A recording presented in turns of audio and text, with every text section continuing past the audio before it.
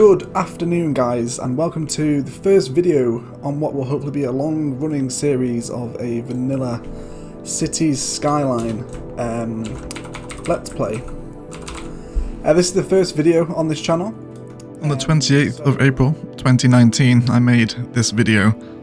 It was just another generic vanilla looking city in Cities Skylines, and I had about 100 hours or so spread across 4 years in the game, and it wasn't very good.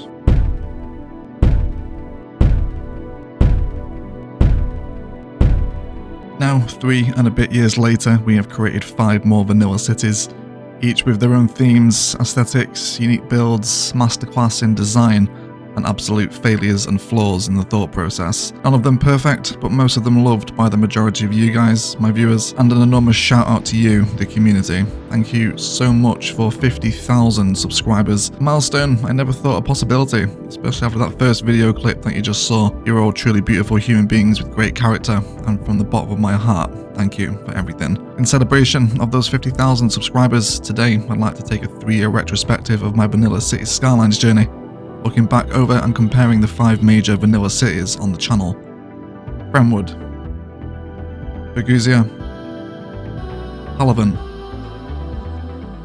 Noveria, and Noob Yolk. I'd like this video to serve almost as a case study as to how our thought processes, points of view, skill and pace has changed over the last 3 years as we've come to be where we are today. Let's take a trip down memory lane and enjoy a 3-year retrospective of vanilla Cities Skylines.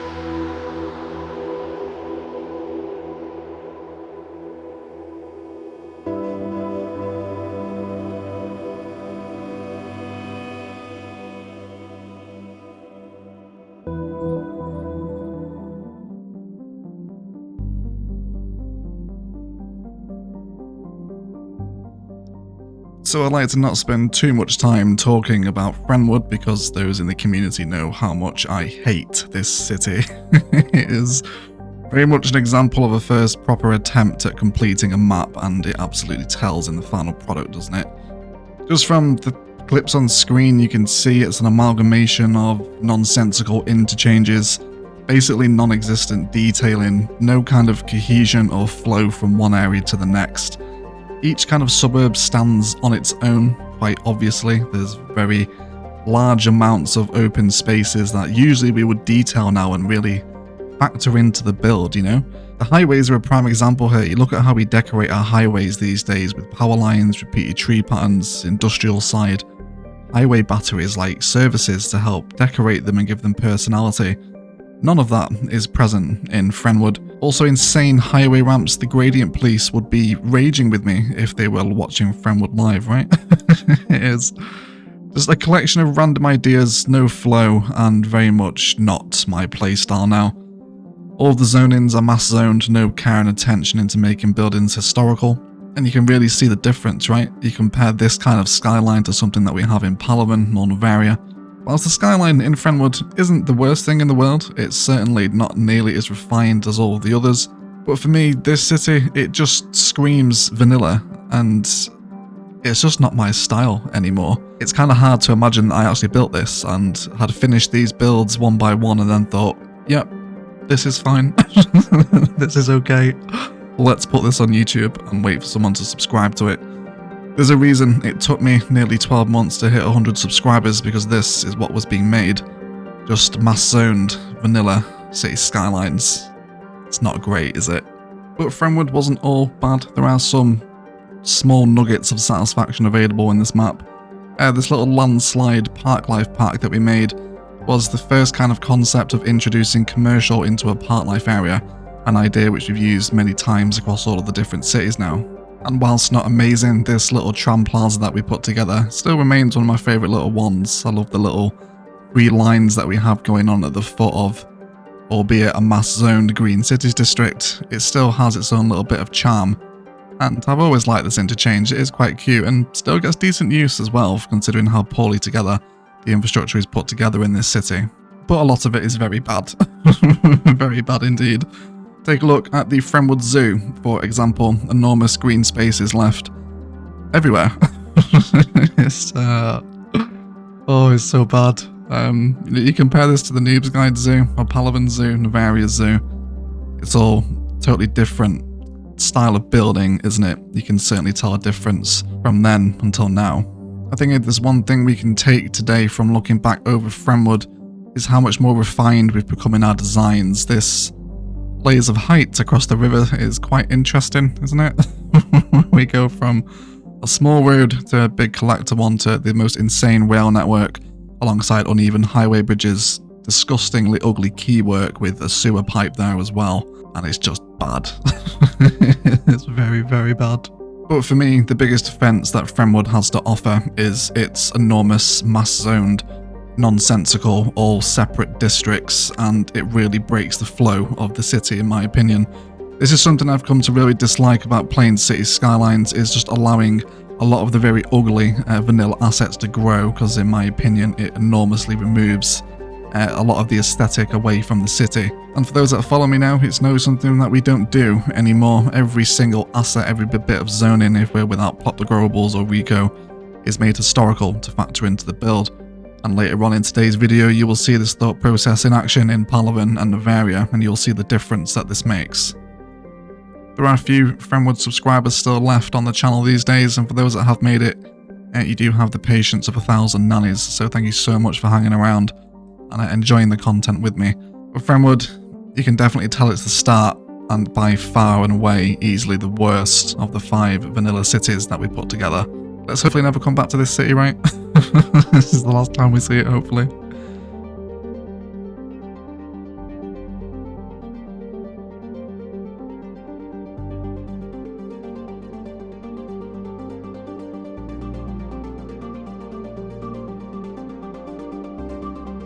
Hello people, and welcome to the first episode of the new Cities Skylines Let's Play, the Cities Skylines build guide. This is going to be a kind of survival, tutorial, inspiration Let's Play.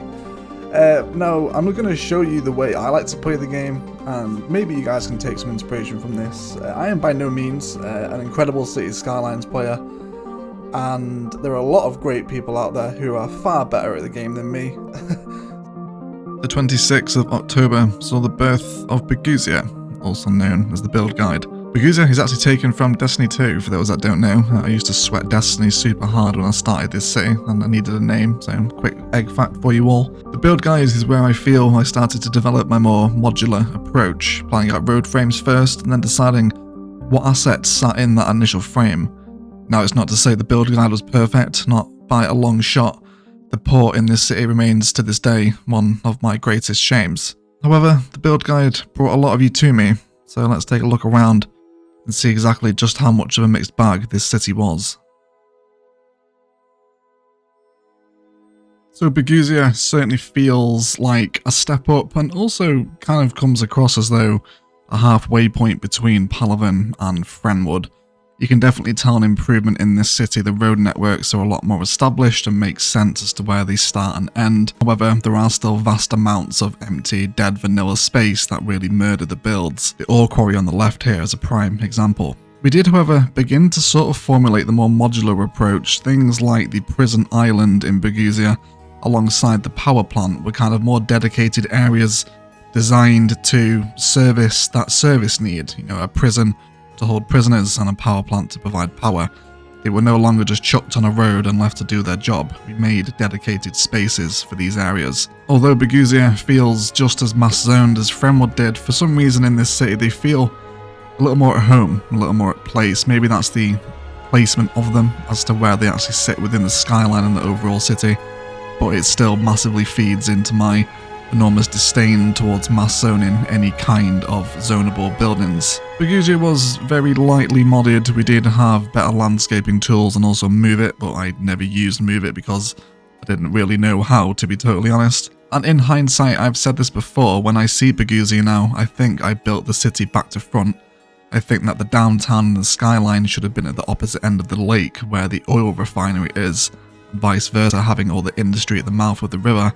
I think would have paid off in this city, but hindsight is a powerful thing. The downtown Burgusia transport hub still to this day remains one of my most popular videos. You guys really enjoyed that concept. And you can kind of tell, right, this is where we moved into that little bit more of a modular thought process. You know, what fills this space in the downtown? It's not just a tram stop or a monorail stop with a lot of zoning around it. There's plazas and detailing and convergence points and pathways, all helping to interlink the public transport networks into different areas of the city. It is just a shame that the entire build didn't really stick to that thought process. It was only very small spots of Burgusia that was slightly refined, whilst the outer edges of those more refined spots were left to be mass zoned and have no attention paid toward them.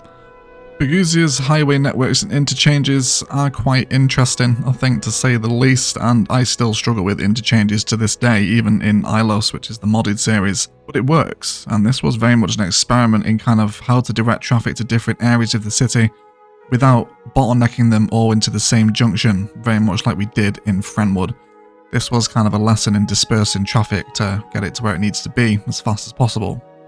We spent an episode in Burgusia totally rebuilding an old suburb, and again this was the thought process in my own head, looking back over previous builds and no longer being happy with them, instead seeing a different vision for an area. For example, this extreme circle suburb using lots of geometry and road guideline snappings to make it very even and lots of zonable space within it. While granted still not perfect and little care and attention as to what assets have been allowed to grow here has been paid, it's an improvement on the initial formula, isn't it? It was in Burgusia where I really started to fall in love with the campus DLC, which to this day remains probably my favourite one.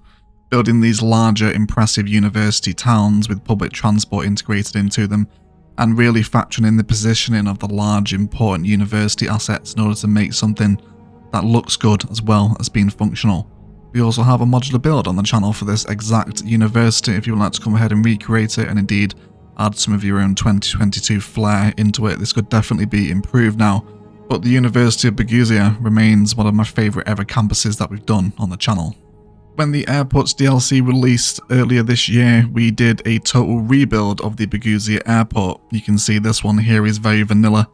There is little to no detailing and it's relatively underwhelming in terms of connections and how airports actually look. Some assets don't quite match this build, and comparing it to the Airports DLC rebuild, which is more recent egg building, you can see the difference here, right? When you compare the 2019 vanilla egg to the 2022 vanilla egg. Things have certainly come a long way. Granted, the DLC really helps the airports, but even so, road connections, asset placements, and public transport considerations are all miles better than they were. Burgusia's secondary ore mine was really the first attempt at paying respect to the theme of a build. These ore quarries now we do on the channel are very themed, lots of terraforming, rocks and overgrowth to help them come to life a little bit more. And this was really the first concept of that idea. You know, how can we play with terrains, and we had this peninsula here that we absolutely ripped apart with terraforming in order to accommodate the larger ore industry assets. And although, again, not perfect, there is just kind of dead arterial roads and open spaces left to themselves. This is one of the better builds in Burgusia, the ore quarry, and I still kind of like it to this day. It's alright, it's not too bad. It was also in Burgusia we started to pay attention to micro detailing areas, smaller green belts and green spaces that are left for Sims to traverse, instead of just leaving them open and empty with nothing in them. A little bit of bushes, a few pathways and some shattered nature reserve fencing. It started to resonate with me at this point. It was also during Burgusia where the fence fetish started to start and the idea of repeated asset patterns alongside Burgusia's beachfront. You can really see a difference here now, right? Compared to Frenwood's high density developments compared to Burgusia's. We started to give a lot more time and attention as the city got older and ideas begin to grow.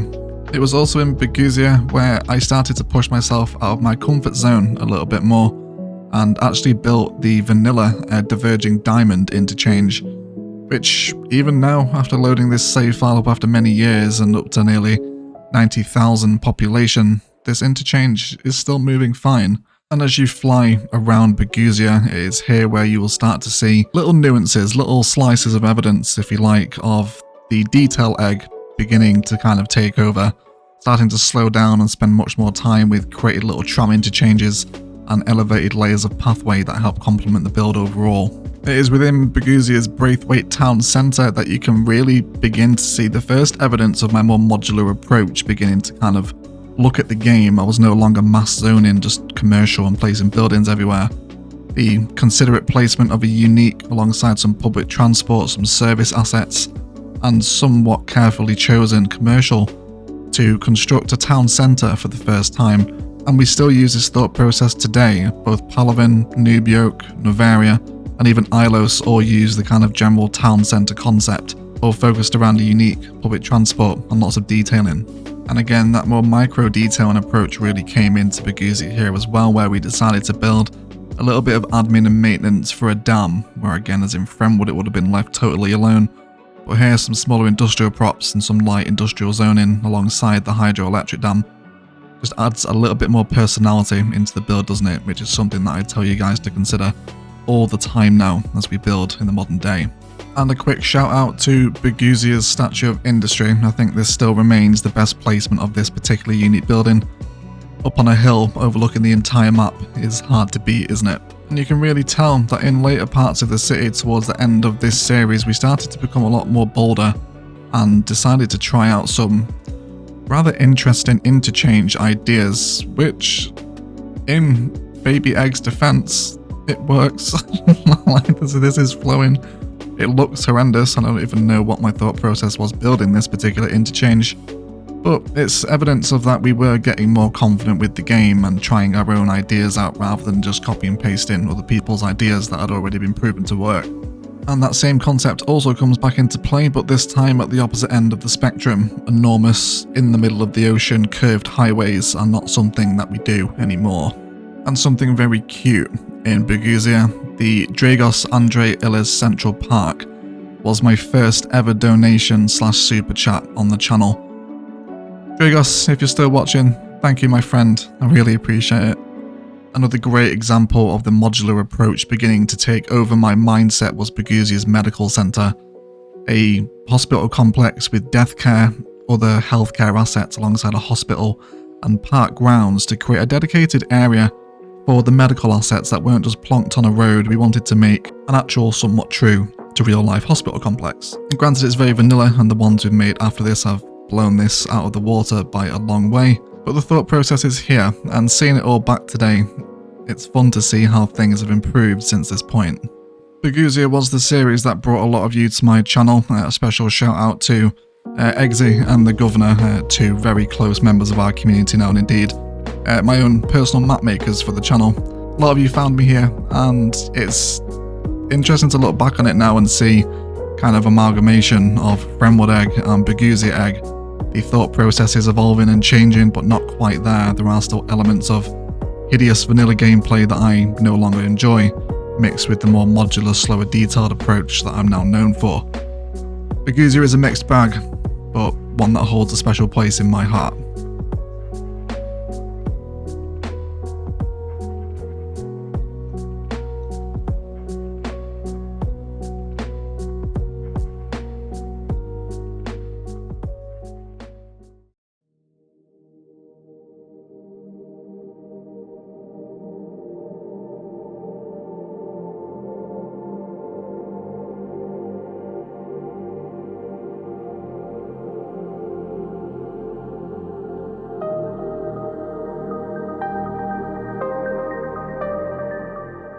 Palaven, the favourite child, isn't it? I think. Palaven for a lot of us is more than just a city. It was this build where our community really began to grow, whilst that won't really mean much for those that are not in it. Discord links are down below, by the way. The community that grew around Palaven made that city more than just a city. Palaven was built during the 2020 COVID-19 pandemic lockdowns, and because of this, it became personal to everyone who watched it unfold. Each week, the trip to Palaven occupied our minds from what was going on in the real world, and allowed us to escape into what still remained to this day my favourite vanilla city. It was in Palaven where I really slowed down my play style. I took one last look at Burgusia, the final product, and it felt rushed, disconnected, unsatisfying almost in some way, whereas I look at Palaven and everything just fits together. And I believe this was in part due to slowing way down with the pace at which we expanded. Gone are the massive blocks of high density residential that we saw in Frenwood and Burgusia, built just to satisfy the residential demand. No more do we see mass commercial zoning along a road without any care to the size and the positioning of the assets that are allowed to be in that particular part of the city, and banished to the shadow realm of the blocky vanilla industrial blocks that spew out purple pollution for some reason. Instead, replaced with thoughtfully crafted placements of more difficult assets and carefully crafted suburban patterns. Commercial zones became desirable places to visit with detailing and parks, sometimes undesirable if we were trying to build a more rough around the edges theme, like Clawson and Palaven. Industrial areas become much more carefully planned as to how they look and what they actually do, like an ore quarry digging into the earth for precious metals, or a forestry area built around a mountain stream. You get the general idea. I think the take-home point from Palaven is how we switched from satisfying demands to building a city. I didn't let the RCI demands dictate the way the city looks. I used those demands in themed, appropriate builds to create a cohesive, flowing city, and I think the final product ends up speaking for itself. Even now, in the throes of Ilos, and a quick plug for our modded Phoenix-inspired city by the way, please go check out Ilos if you'd like to see me play with some mods. I am absolutely loving that build at the moment.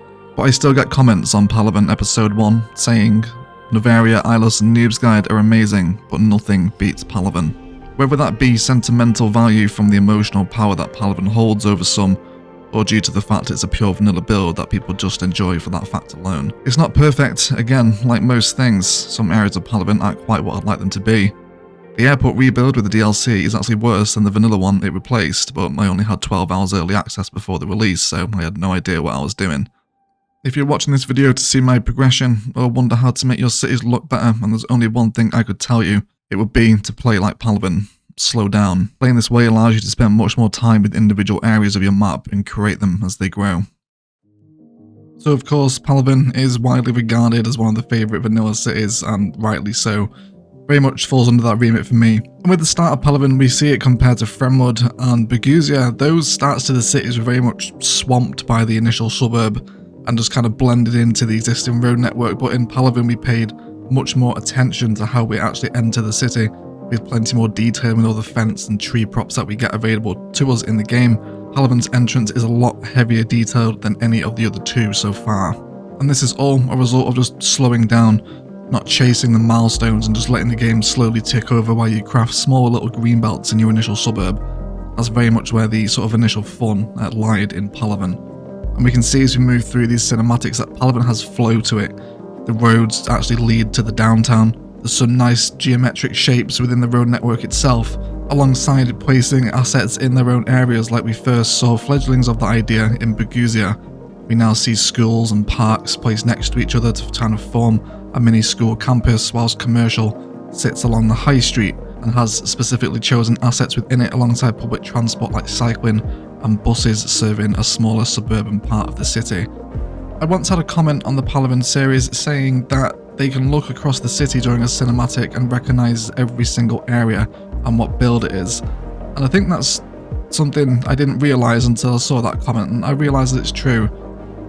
Slowing down like this, it gives your areas much more personality, you become much more familiar with them and you care about how they look. And I hope you can see the product in a small little suburban design like this, it really pays off. And of course everything also blending into the final skyline with the view to the downtown in the background. Of course, we all know that we love trams on the channel, and the tram area through the start of Palaven remains one of my favourite little areas now.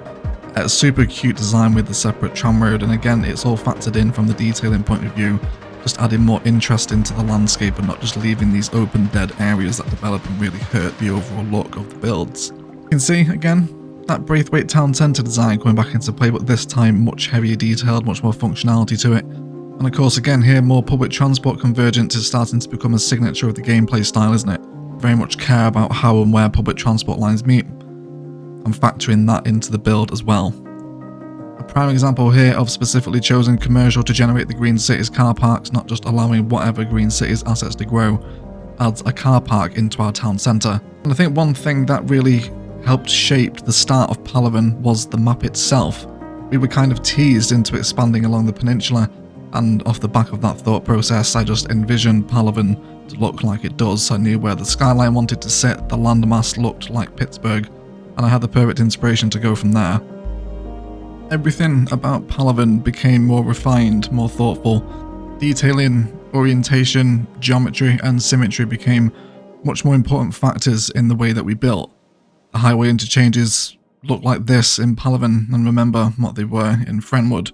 Palaven has a variety of different and interesting highway interchanges, from perfectly measured on and off ramp systems, to elongated trumpets to fit the landscape, and of course my biggest ever fanboy moment was when Imperator built this absolute insane interchange for us in a collaboration during this series.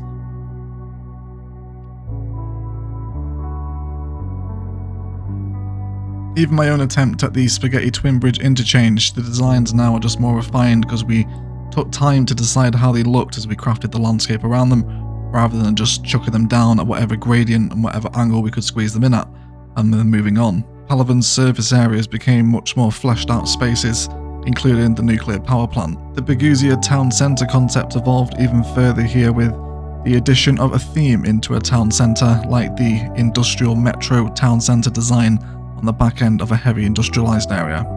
Forestry areas were built in mind as to how they looked against the infrastructure that they sat against. Palaven's forestry build in the second episode of the series remains to this day one of my favourite forestry builds. The combination of the smaller little warehouse assets against the highway with the forestry fence there and the pulp mills in the background is just amazing. I love this design. It's so good. Even Palaven's highways received a dose of 11 secret herbs and spices, with the careful placement of power lines to run parallel with them, alongside some safety barriers in the form of farm fencing. And the original vanilla airport actually remains one of my favourite builds to this day. Mentioned at the start of this section that the airport's DLC rebuild is actually terrible, and I really like this for a vanilla airport. It's pretty cute. It was a nice combination of all the assets. Canal areas became much more crafted and themed districts like the wonderful and fan favourite Palaven, all factored around themed unique buildings and the discovery of how nice layers of height can be when properly factored into a build. And one of my favourite Easter eggs in all of the series, out in Clawson, our rural town, we have a house with a barbecue outside, which is of course Josh's place. A wonderful shout out to our patron Josh. He is a real secret blend of the old herbs and spices. Thank you for the support, mate. I appreciate you. Not only did we start to refine our more suburban and high density designs, but also taking the theme rurally as well, like Clawson in Palaven, which is the rundown, more rural part of town, that factored in appropriate industry buildings, the use of some European suburbia to create something of a trailer park in vanilla, and this was a much more creative way of satisfying some residential and commercial demand, a themed city to accompany the town over, Dawson, and create something of a rivalry between the two areas. And again, an example of the creativity threatening to flourish a little bit more outside of the new boundaries of the comfort box. Trying some Barcelona-inspired super blocks in the appropriately named Eurovan was an example of us trying to look at different ideas, and especially using Google Earth as a point of inspiration for the first time. And Palaven's castle sits atop the highest point in the map, and is regarded, in my opinion at least, and I know a few of yours as well, as the best view across any of the cities that we've made on the channel so far. A special shout out also to the ring road of downtown Palaven. This was an evolution in the understanding of the traffic AI and trying to keep all of the high density parts of town well fed, with multiple access points into the main highway network in and out of the city, alongside public transport links interlinked throughout the entire thing as well.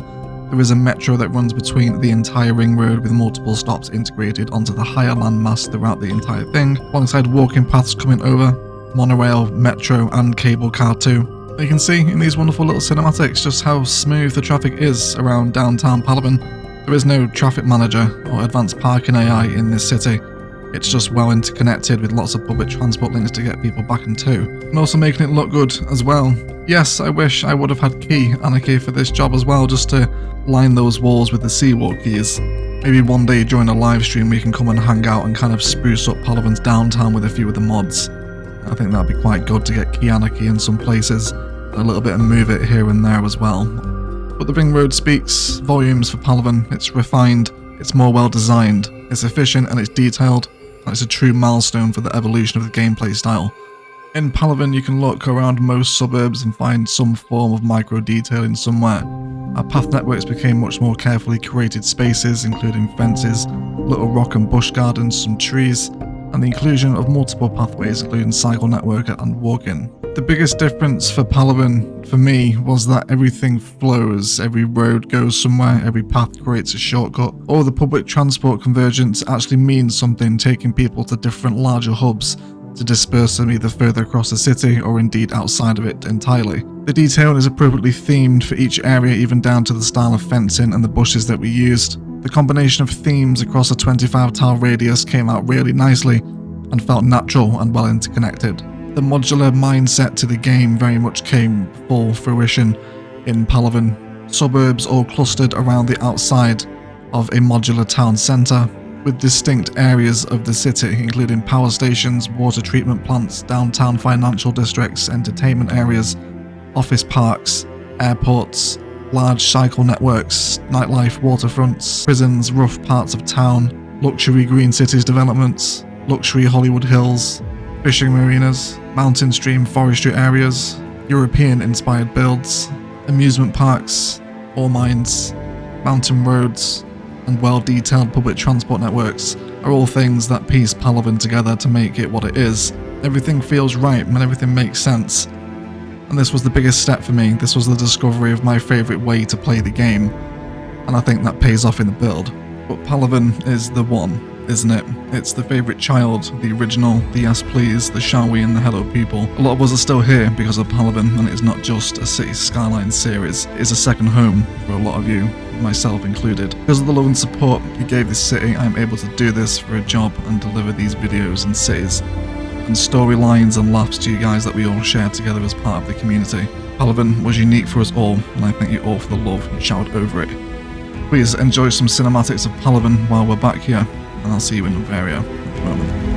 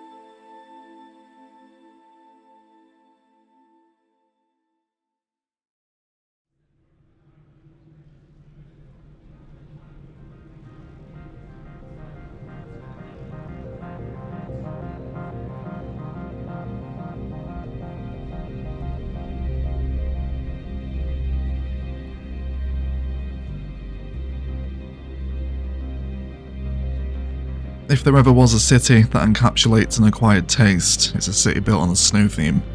And while the theme itself doesn't directly affect the builds, it very much affects the detailing of the city. Noveria is as white as rice, but holds a special place in many people's hearts. A shout out to Brad and Lauren, the Noveria loyalists. After I felt I had more finely tuned my style throughout Palaven, Noveria felt much more cohesive. I opened the map for the first time and knew where everything was supposed to be. that the minor town square would eventually look over to the skyline with the bridges in front of it, where all the rural towns would lie and what would be in their backgrounds, like the dam behind where the Hekia. How the mouth of the river would look on both sides, with the Eggsy River Gardens being European and the Jeff Avesta waterfront being very heavy modern commercial, and how each public transport network would interlink with each other in the main downtown. I believe this was in part due to this being my first custom made map. I had the best map maker in the community, Eggsy, remaster the vanilla Frozen Shire for me, and I believe if we had just ran with the regular map, Noveria would look nothing like it does. Sometimes it can be the map that makes or breaks a city, regardless of your playstyle. Imagine Bob Ross trying to paint on toilet paper. Yes, he could probably do it, but it wouldn't look nearly as nice if he was painting on an actual canvas. Noveria took the modular approach that was fostered in Burgusia and refined in Palaven to create a truly natural flow from one suburb to the next. Everything just slots together nicely in Noveria. Let's take a look at it, shall we?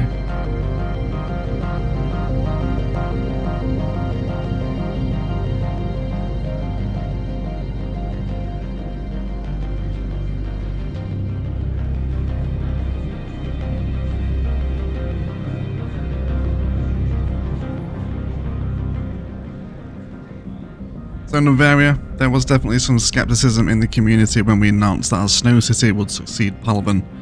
And that also fed into one of the biggest challenges of this city, and that was actually the detailing. After everything that we'd put together in Palaven and ideas that we'd worked on, expanded and refined, all of those went out the window because of the way that the detailing works in the snow maps. Everything is white, from the buildings to the trees to the paths, but it has a certain charm to it because of that.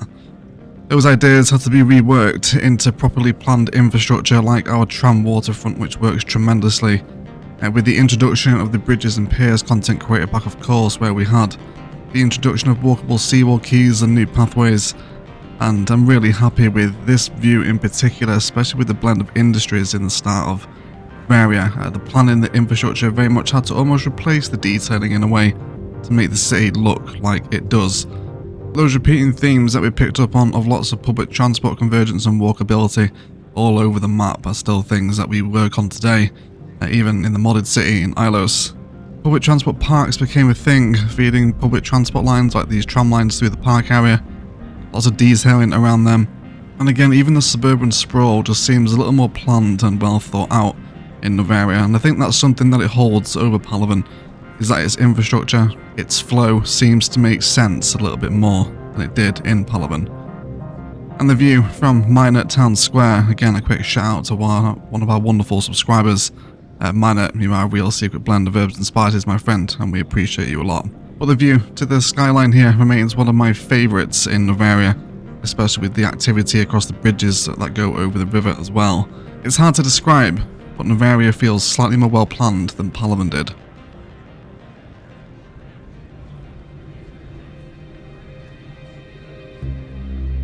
Due to the loss of the lack of detailing options, road networks and the infrastructure itself now had to essentially become the decoration itself, such as the introduction of the two-lane European stone bridge elevated over a road in a simple suburban design.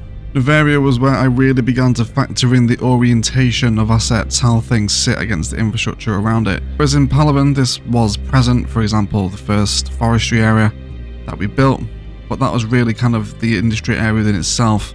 In Palaven we began to focus on the orientation and how each individual asset of the build sits against the infrastructure that surrounds it. Like Burgusia and Palaven, Noveria also received an airport rebuild with the airports DLC, and I think now as you see our progression through using the airports, you can see a notable improvement in how realistic they are, how kind of grander scale they operate on, just how much our technique had been refined over the years. The builds in Noveria became much more unique, including the Peak 15 research facility, a homage to the namesake of the map from the first Mass Effect game, but even still, a much more creative and clever use of a selection of unique buildings as opposed to just placing them on a road and allowing them to add value to the city in that fashion. Commercial, industrial and service buildings were no longer just placed as and when we needed them. Instead, we repurposed them into things like a border crossing, not only giving purpose to these assets but also adding a little bit of story and lore into the city that perhaps Noveria's southern border does need protection. And this is just further examples of the evolution of the modular way of thinking. Don't just stick an asset on a road. What else can it be a part of in order to satisfy that demand and also actually become a part of the city as well? This area isn't just police stations, warehouses and generic industrial zone in place within a couple of grids. It works and looks, in my opinion, like a border crossing. Builds in Noveria continued to get more unique, with things like the Bradley Stanton Mountain Ski Resort and the few Candy Government Gardens, to the insane, super walkable, possibly one of my favourite, if not the favourite waterfront builds in any of the cities, the Jeff Avesta waterfront on the west bank of downtown Noveria. The layers of height that we crafted in downtown Noveria, every little nuance of detail, every street, every bridge and every little building adds height and personality into the skyline. And again, whilst Palaven had that, we all love and know Palaven's skyline very well, Noveria's feels more natural, more organic, more well thought out and more realistic in my opinion. It's hard to pin it down looking back in hindsight what exactly makes these cities each of their own, but there are certainly noticeable differences between each of them.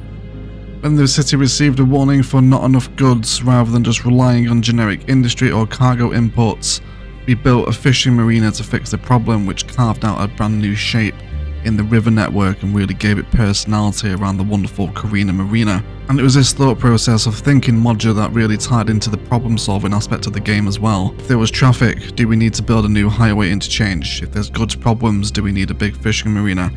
And so on and so forth. You get the idea with the way that the thought process developed.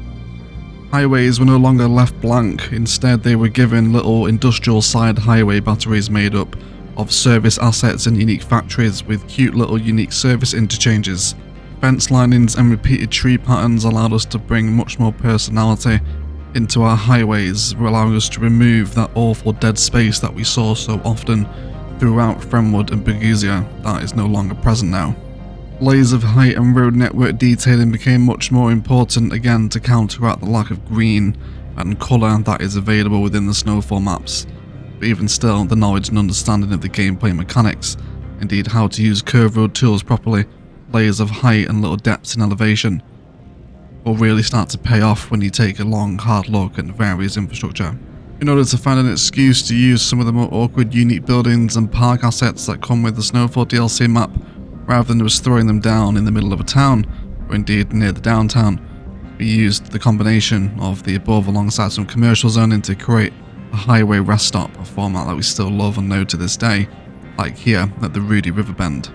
Even the base idea of a farm began to evolve and adapt to the more modular way of thinking, can we theme something around it? Rather than just doing a farm in the middle of a snowy tundra, we decided instead to go for a much more modern hydroponics facility, using a combination of the farm, the green cities assets, and indeed some of the park life assets from the high-tech content creator pack. The various interchanges, whilst not the most pleasing on the eye, became much more well thought out and given proper time and space to adjust and carry traffic around. And again, even now there is no traffic manager, parking AI or any kind of modded tips and tricks that so many of us rely on these days. So well interconnected and public transport keeps everyone moving around across the entirety of the map. Likewise, as the series got bigger, so did these interchange ideas. Again, a more personal reflection in my own skill seeing Frenwood's interchanges during the making of this video, to now see how far we came in just a few series time. When we compare Frenwood's interchanges to Noveria's, there is a notable markable improvement in the gameplay style and how we approach making these larger bits of infrastructure. Noveria's port is a prime example, a chalk and cheese example if you will, of how the thought process developed. We compare this to Frenwood's port, or Burgusia's port, and you look how far we've come. The knowledge of how to use one-way systems, the orientation of unique buildings, factories and warehouses, all positioned appropriately along a coast with quays and detailing and cargo containers, really show us how far we've come in the thought process from playing this game. Plaza spaces became much more intricate with the inclusion of tram-only roads, one-way networks, European assets, unique buildings and detailing to create cohesive, realistic, believable public spaces. And the proof is in the pudding. Yet again, Noveria continues to boast insanely well interconnected public transport methods, just like over at the Exy River Gardens where tram, train, bus, monorail and walking pathways all meeting it, all the larger methods of public transport like metro on the other side of the river, helping to keep the AI walking instead of driving. All those pathways, all those pre-planned public transport networks really pay off come the end once you look back at a city and realise that it's finished and you see thousands of people walking everywhere. Again, no parking AI needed or required when you play in this style. Slow and steady wins the race, in my opinion, and I hope you agree with the final product in front of you today. Results in the best looking cities.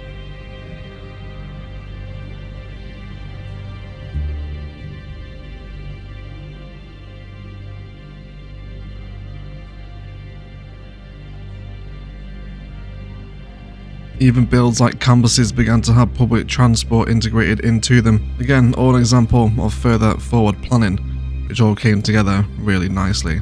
Layers of height are something we really focused on in Noveria, and again, whilst it was present in Palaven, it just came across as more refined and well thought out as Noveria was expanded. Yet again, the ideas of using canals for residential areas continued to evolve, this time even factoring it into the final view, down to the skyline, again playing with symmetry and geometry and lining things up and orientations and everything else that we talk about to really add into the final build, looking down the main canal into the downtown where metro, train, road, pathway and monorail all pass over it as you head further and further into the city centre, whilst also even respecting something as simple as sunrise into a build as well. Even simple things like rail crossings out in the countryside were given their own little bits of personality and detail, making them recognisable as opposed to just yet another intersecting node somewhere in your city. And of course, who could forget all of our snowman covens? A shout out to the snowmen who still to this day are getting themselves into trouble in Ilos. Even the unique builds themselves, including the commercial Christmas market square, which we all knew would eventually be a part of a snow city, was very much factored into the skyline, respecting the symmetry and geometry of other assets around it, all adding to a larger, more cohesive metropolitan area. Just like the Mehmet Ali Bariskan Square here. Again, another shout out to one of our wonderful subscribers, Mehmet. You are adored, mate. Thank you for all your support, my friend. We appreciate you a lot. For me, looking back over Noveria after seeing the other 4 cities in today's video, it feels like a successful accumulation of everything that we've learned, orientations, slowing down, detailing, factoring in the positioning of assets, factoring in where your skylines sit, where your rural towns are going to be, any quirky builds that are part of the city, what spaces are they going to occupy, the recessed train lines, the highway interchanges, and indeed the challenge that was presented to us due to the lack of colour from any detailing that we put in the map also, I think helped Noveria in the long run. Is it perfect? No, absolutely not. Not like any of the cities on this list. None of them are perfect, but each of them are unique and show a development in the style. Whilst you guys as the community were skeptical about Noveria, of course snow themes and snow cities have something of a reputation for being perfect recipes for migraines. Noveria does hold a special place in many of your hearts alongside mine as well.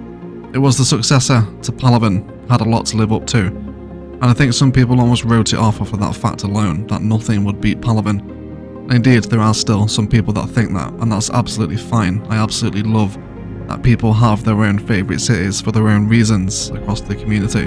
But Noveria, everything from the map down to the road network, everything feels right, it fits together more organically than Palaven did. Yes, it might not be as bright or as colourful.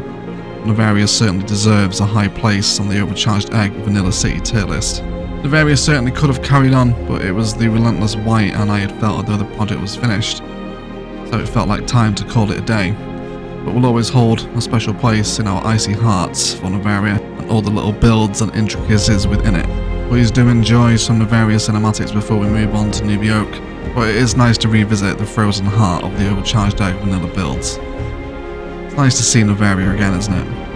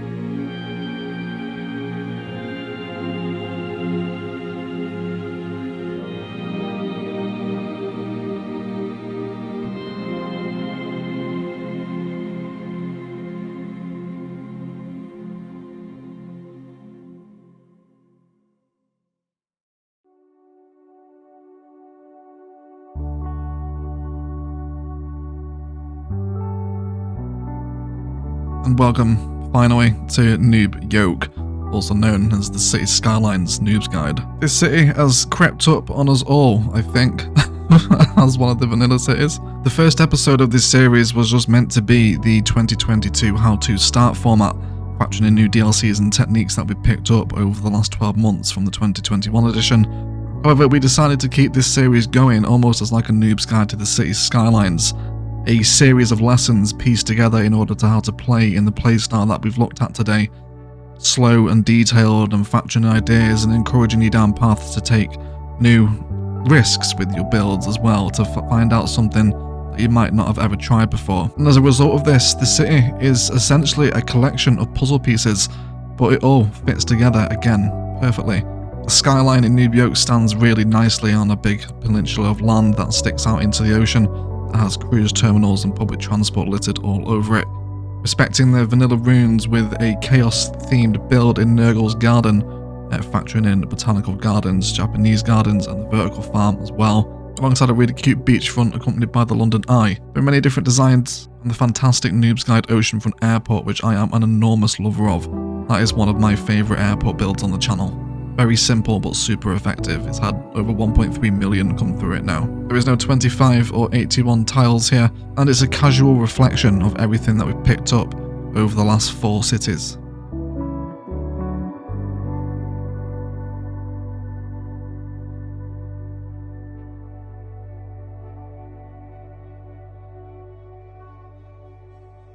The Noob's Guide is a fun little refinement of all our templates and ideas that we'd come up with over the last 4 cities. More perfectly measured and symmetrical highway interchanges allow us to create much more pleasing patterns, and indeed the thoughtful forward planning of extending the highway from the initial start of the city all the way through the map into the heart of the downtown. And I am super happy with the way that the Noob's Guide looks, especially on quite an awkward map like Diamond Coast, which is from the original 2015 base game. But now, quite appropriately, 7 years later, with the addition of all of the DLCs that we've had. What a truly wonderful city sim game this has become. We can take a moment just to appreciate the absolute gem that is City Skylines, and for those on the PC that have access to the plethora of free mods and assets from the community, the game elevates itself past what is already the best city simulator ever made. More thoughtful highway interchanges, again more refined than the ones that we saw on the highway heading north out of the start of Palaven. City-wide cycle networks carrying people to and from wherever they need to go in various different directions, and also making it look nice as well. And the themes of layers of height always being continually played with metros, highways, monorails, bicycle highways, bridges and trains, all crossing over one another in a nearby area. And what a difference it makes, right? How much more personable does the road network look? There's natural overgrowth patterns, trees, public transport convergence, and appropriate zoning wherever you look. It's just a neat, casual, tropical vanilla city, and it's turned out into a really, really splendid build that I am tremendously happy with. The Noob's Guide is littered with immense spots of walkability, again proving the point of the development in the gameplay style of public transport convergence mixed in with the walkability mechanic of City Skylines, leading to just so much satisfaction across the entire city. Noob's Guide probably has some of the highest walkability we've ever seen in the vanilla game, only really surpassed by the modded Ilos walkability spots. If I could pick out one particular area of Noob Yolk to kind of sum up the playstyle and the series, it would be the transport hub on the arterial system down into the downtown. A combination of commercial, public transport, industrial and service buildings all combined into a nice town centre public transport square design. Again, this is accepting intercity trains, internals, monorails and buses with no traffic manager, no parking AI, no nothing at all, and the walkability is just fantastic. This really sums up where the satisfaction lies in the game for me, crafting these slower little detailed areas to end up with something along this sort of lines. It's where that I find the satisfaction. And if you don't, that's okay. If you're more of a data nerd and you prefer to get involved in min-maxing traffic and the data that comes with the simulation, then that's great. But for me, this is where we have a lot of fun. The Noob's Guide continues to expand on ideas such as the tram park, like over here in the Jennifer Cox Gardens. Again, a quick shout out to one of our wonderful Patreon subscribers, Jennifer. Thank you so much for all of your support, Jen. I really appreciate it. The now thoughtful design of elevated networks to complement the surrounding theme, like the entrance into the oil refinery for the Noob's Guide, and a reflection in the greater understanding of the vanilla train mechanics, now developing larger terraformed train intersections in order to move traffic around the city. Again, we can compare this to something like we saw in Frenwood, totally different league, now factoring in detailing into our networks like this. Even down to planning the larger networks such as the intercity train system, respecting the new bridges that we have with the content creator pack, factoring in that into the design as well, alongside that grand central must respect the ultimate crawling height down to the skyline, things that we first started to establish as our playstyle in Palaven, are perfectly refined and made simple in Noob Yolk. No longer just accepting that even 4 and 6 lane roads are okay, now breaking them down into 2 separate one-way networks, feeding out all of our fence detailing, parallel tram lines, fences, repeated tree patterns, open parkland, specific commercial zone in layers of height, and views up to the ultimate skyline, all now respected in a really chill vanilla playstyle. Whilst many of us may not consider Noob Yolk to be one of the main vanilla cities because it is primarily a tutorial and inspiration focused series as opposed to a branded build like Palaven, Noveria or ASUS, it still very much deserves some recognition for what it has turned into. Indeed, it's taken me by surprise as well. It's an ultimate collection of walkability, slow and chilled vanilla detailing, public transport convergence, asset orientations and placements, factorings in of symmetry, appropriate unique building considerations, and active use of all the available DLCs and content creator packs that have released for Cities Skylines over the last 7 years. This game is livelihood for some of us, a hobby for others, a passion for some, and an addiction for us all. I'd like to take a moment to personally thank every single one of you for all the support that you dump across my channel and our community. You truly mean the world to me. Everything from Lands changing names in the Discord, to Karina and Eggsy creating maps for me. Karina, Eggsy and Mando also coming to the rescue of Ilos whenever it dies, with the great banter we have in the Discord, throwing Roy Keane gifts at each other, hanging out in premieres and live streams and laughing about stupid alien and snowman covens, from making lore about Paul Palaven and Igor Ilos and Nigel Noveria, to naming builds after you guys, from supporting some of you in direct messages and spending my COVID-19 lockdowns with you. For everyone that has ever interacted with my channel and helped me get to this point, a true thank you from the bottom of my heart. I'm so glad you all enjoyed the content as much as you do, and there is still plenty more to come, plenty more games to play, and hopefully maybe one day a Cities Skylines 2 for us to do it all over again. Please hang around for a mass cinematic, but otherwise I will shut up and I will leave it there. I would like to thank you all so much indeed for watching and 50,000 subscribers, and as always, enjoy the rest of your day.